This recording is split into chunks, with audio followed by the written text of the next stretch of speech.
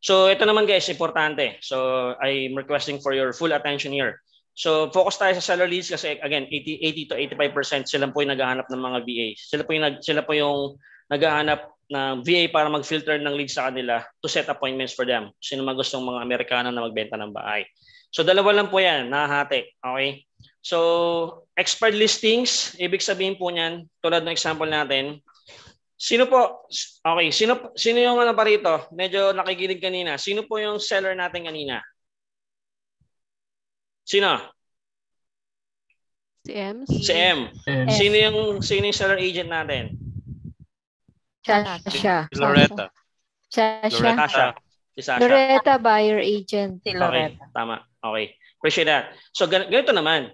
Pero kunyari, nagkaroon ng pirmahan, kontrata, which is listing agreement na tinatawag, si M tsaka si Grace. Pero hindi naman nakapag-deliver si Grace. Hindi nabenta yung bahay. So from active listing, mag-expired yung kontrata. Pag na-expired yung kontrata, ang tawag po doon ay expired listing. Okay? Maliwanag po doon? Ganun lang kasimple. Pag nag-expired yung kontrata ng kasunduan na pagbebenta ng bahay, ang tawag po doon ay expired listings. Okay? Maliwanag po doon? Halimbawa, within 6 months, nandun sa kontrata, within 6 months, kailangan mabenta na ni Grace yung bahay. Eh, hindi niya nabenta, mag-expired yung kontrata. Nasa kanilang dalawa yon kung pipirma ba uli si M ng listing agreement para ibenta uli yung bahay. Pero kung ayaw niya na, meron siyang of course, it's her property, so she always have the last say. Property niya yan, wala tayong magagawa. Kung gusto niya lumipat kay Gio as a seller agent, meron siyang rights, okay? So, ganun po yung tinatawagan natin. Meron pong database na tinatawag na expired listings, yun po yung tatawagan natin. Para po ganito script nun. Hi, this is Hendrix. We just saw that your property was came off the market. We are just wondering if you would be interested. Oh, interesado ako. If you could ask what happened the last time you list the property. Yung agent, hindi ko masyado kina-contact. Medyo walang communications. Ganun ba? Okay. Plus ima-market natin yung kliyente natin based on the script lang. Okay? So, we will personalize the script. Ngayon, ganito naman. Parang recycle mo lang yung leads ng yan. Hindi naman recycle. Parang you're trying to attract their interest and motivation. Parang sabihin mo, kasi I see. Explain natin yung script later. Okay. Ngayon naman ganito. So, hindi naman lahat ng mga nagbebenta ng bahay kailangan ng agent. Okay? Pero mahirap. Ang tawag dito ay for sale by owner. FSBO is for sale by owner. Lalabas po lahat yan sa assessment, guys. Okay. Yung for sale by owner po, naman, binibenta niya ng bahay yung sarili niya. Bakit gustong ibenta nung may-ari yung bahay ng sarili niya lang nang walang listed agents? Two main reasons based on our experience and based on the statements of our clients. Kasi kapag na-expired yung listing na yan, ibebenta na ng may-ari yung bahay kasi bakit? Wala na siyang tiwala sa mga real estate agents. At nakakapagod, makipirma ka ng kontrata, ang daming pipirma, ang daming papagawa, hindi naman nabebenta. Nag-gets yung idea? Ganun. Yes. Ako na lang, benta ko na lang yung bahay ko, ako na lang magbebenta. At pangalawa, ayaw po nila magbayad ng commission. Okay? So sa 1 million, sinabi natin 3%, that's $30,000. Ang laki nun, di ba guys? Yun po yung main reason na bakit ayaw nila ng for sale or bakit ayaw nila magpumirma ng kontrata, bakit nila binibenta ng for sale by owner. Ngayon, ganito naman.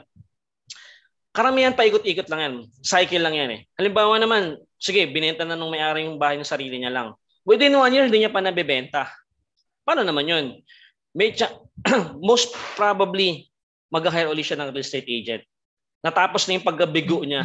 Natapos na yung yung problema niya na ayoko na ng agent. So, maghanap ulit siya ng real estate agent. That's our main idea, our main work for them, for our real estate clients. Maghanap tayo ng mga gustong magbenta from expired listing for sale by owner. Ngayon, ganito naman. Sabi natin kanina, yung lead, depende, di ba? Ang cold po, interesado pero will sell more than a year. So matagal yan. Lagyan lang natin sa database yan para follow up natin. Pa-follow up natin through email marketing, mga information, mga basta more on marketing. Pag warm, 6 months to 1 year. So, ano yan? May possibility na magbenta yan kasi sinabi nila, parang ganito. If I could ask, if we could agree on the terms or if the price and the terms that works for you and work for us, how soon do you want to close?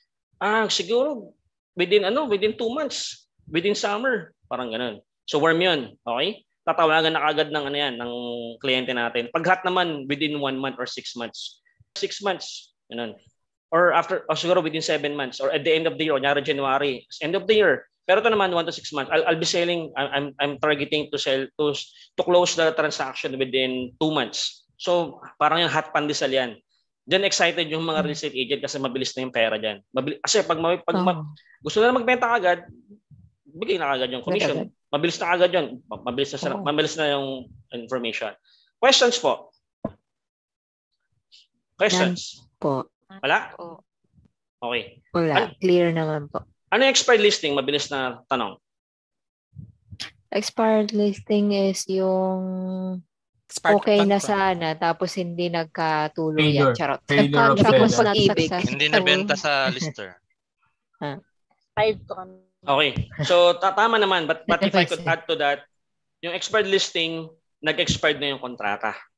Kaya yung listing, nag-expired din. Okay? So, yun lang naman. Questions? Walang questions? Okay. Mamaya na guys sa mga questions ha. But again, the idea, kasi ganito kasi mag-training. Sure. Pag walang tanong, dalawa lang yan eh. Naiintindihan or hindi naiintindihan. Tama? Pero sa inyo naman, kasi feeling ko naman kasi magaling yung trainer nyo, magaling din yung trainees. Okay? So, naiintindihan nyo naman lahat. So, let's move forward guys. Okay?